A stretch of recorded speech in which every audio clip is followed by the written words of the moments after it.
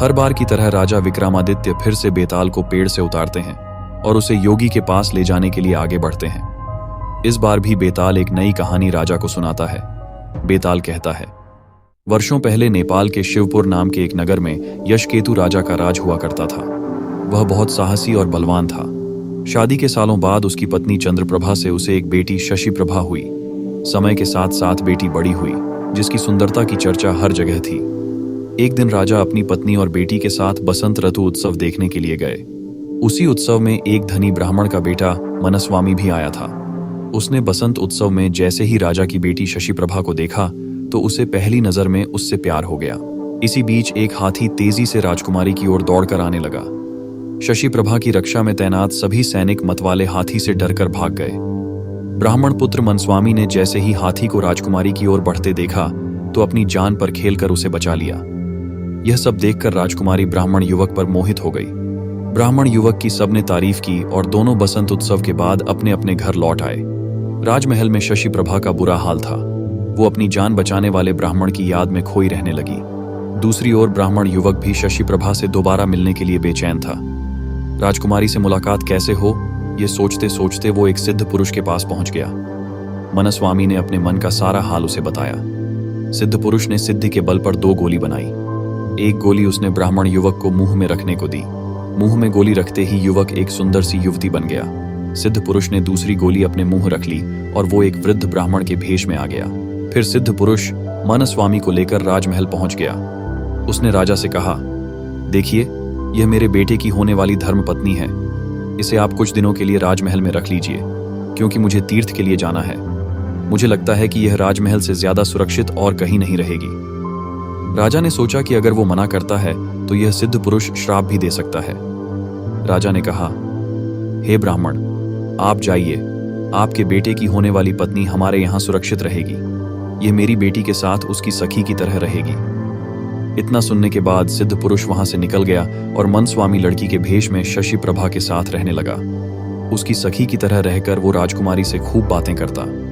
एक दिन मौका पाकर मनस्वामी ने उससे पूछा, आप हर समय इतनी दुखी क्यों रहती हैं? आपकी आंखें हर समय किसको ढूंढती हैं? ये सुनते ही राजकुमारी ने बसंत उत्सव के दिन हुई घटना बताते हुए कहा, वो ब्राह्मण युवक मेरे मन को भा गया है। मुझे न उसका नाम पता है, न ही शहर। मैं हरदम यही सोचती हूँ कि उससे भेंट कैसे होगी। शशिप्रभा की मन की सारी बात जानकर स्त्री भेष में मौजूद मनस्वामी बड़ा खुश हुआ। उसने राजकुमारी से कहा, सखी, मैं तुम्हें उस ब्राह्मण युवक से मिला सकती हूँ। इतना सुनते ही प्रेम में बेचैन शशिप्रभा ने कहा, बताओ कैसे? क्या तुम उसे जानती हो? तब मनस्वामी ने कहा, तुम जल्दी से आंखें बंद कर लो। उसने जैसे ही आंखें बंद की, ब्राह्मण युवक ने जल्दी से मुंह से गोली बाहर निकाली और वापस लड़के के भेष में आ गया। मनस्वामी ने बड़े प्रेम से शशिप्रभा को पुकारा। युवक की आवाज सुनकर वो बड़ी प्रसन्न हुई और खुशी से उसे गले लगा लिया। राजकुमारी ने उससे पूछा, अरे, मेरी सखी कहाँ गई? ये सुनते ही मनस्वामी ने सारी बात बताई और गोली मुंह में डालकर दोबारा स्त्री बन गया। ये सब देखकर राजकुमारी दंग रह गई और मन ही मन बेहद खुश भी हुई। उसी समय दोनों ने एक दूसरे को मन से पति पत्नी मान लिया और इसी तरह राजभवन में साथ साथ रहने लगे। एक दिन राजा के मंत्री के बेटे की नजर मनस्वामी पर पड़ी। ब्राह्मण युवक के स्त्री रूप को देखकर वो उसका दीवाना हो गया। कुछ दिनों बाद उसने उससे मन की बात बताई, लेकिन मनस्वामी ने मना कर दिया। उसने कहा, वो किसी और की है। इतना सुनते ही मंत्री का बेटा परेशान हो गया। उसने अपने पिता को सारी बात बताई। बेटे को दुखी देखकर मंत्री ने सारी बात राजा से कही।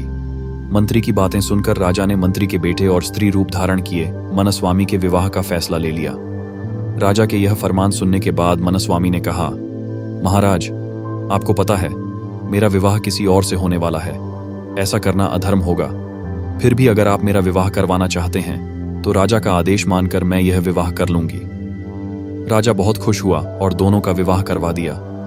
विवाह होते ही मनस्वामी ने मंत्री पुत्र से कहा, तुम्हारी जिद की वजह से मेरा विवाह तुम्हारे साथ हुआ है, वरना मैं किसी और से विवाह करने के लिए इस राज्य में आई थी। अब तुम्हें इस पाप को धोने के लिए तीर्थ के लिए जाना होगा। प्यार में पागल मंत्री पुत्र ऐसा ही करता है। एक दिन सिद्ध पुरुष दोबारा ब्राह्मण के भेष में राजमहल पहुंचता है। इस बार वो अपने साथ अपने एक दोस्त को जवान करके अपना बेटा बनाकर लाता है।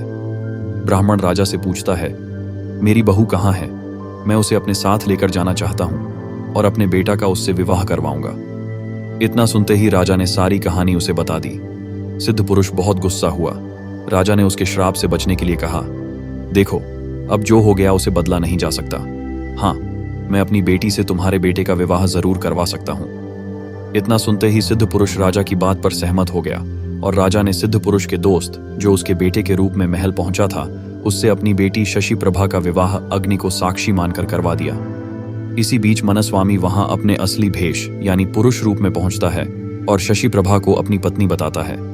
इतना सुनते ही बेताल ने कहानी सुनाना बंद कर दिया। उसने कहा, राजन, अब तुम बताओ, शशि प्रभा किसकी पत्नी है? विक्रमादित्य ने कोई जवाब नहीं दिया। गुस्से में बेताल ने कहा, जवाब दोगे या तुम्हारी गर्दन धड़ से अलग कर दूं? कुछ देर सोचकर विक्रमादित्य कहते हैं, शशि प्रभा उस आखिरी लड़के की पत्नी है जिससे उसने अग्नि को साक्षी मानकर शादी की थी। मनस्वामी घर में भेष बदल कर रह रहा था और चोरी से शशि प्रभा से मिलता था। ये जवाब सुनकर बेताल ने कहा, तुमने बिल्कुल सही जवाब दिया है। अब तुमने सही जवाब दे दिया है तो मैं फिर से उड़ा। ऐसा कहकर एक बार फिर बेताल दोबारा पेड़ पर जाकर उल्टा लटक जाता है।